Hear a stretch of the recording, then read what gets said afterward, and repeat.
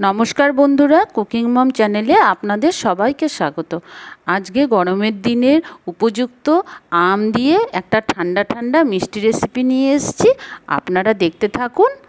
এখানে প্রথমেই আমি হাফ কেজি দই নিয়েছি। দইটা একটা এরকম পরিষ্কার কাপড়ে ঢেলে নিলাম, আর নিচে একটা বাটি বসিয়ে দিয়েছি, আর ওপরে একটা ছাঁকনি বসিয়ে দিয়েছি। দইটাকে এরকমভাবে কাপড়ে নিয়ে দইটার পুরো জল ঝরিয়ে নিতে হবে। এরকমভাবে কাপড়টাকে বেঁধে ছাঁকনির ওপরে যদি রেখে দেওয়া হয়, দইয়ের জলগুলো আস্তে আস্তে বাটিতে জমা হয়ে যাবে। আর ওপরে একটা ভারী কিছু চাপা দিয়ে এটাকে 6 থেকে 7 ঘন্টার জন্য রেখে দেব। 6 থেকে 7 ঘন্টা পর আমি দেখিয়ে দিচ্ছি দইটা কীরকম হয়েছে। দইটা এখন একদম এরকম গাঢ় দই তৈরি হয়ে গেছে। এইরকম জল ঝরানো টক দই আমাদের দরকার। এই দইটাকে এখন বাটিতে ঢেলে নিচ্ছি। দেখুন কীরকম শক্ত দই তৈরি হয়েছে।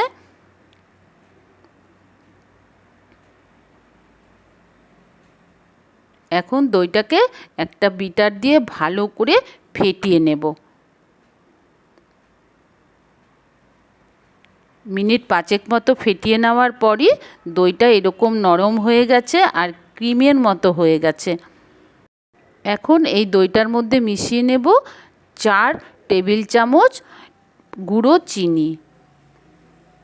এই চিনিটা আপনাদের পছন্দ মতো বেশিও দিতে পারেন, কমও দিতে পারেন। তারপরে আবার আমি দইটাকে ভালো করে ফেটিয়ে নেব। এখন চিনি পড়েছে দইয়ে, তাই দইটা অনেকটা নরম হয়ে যাবে।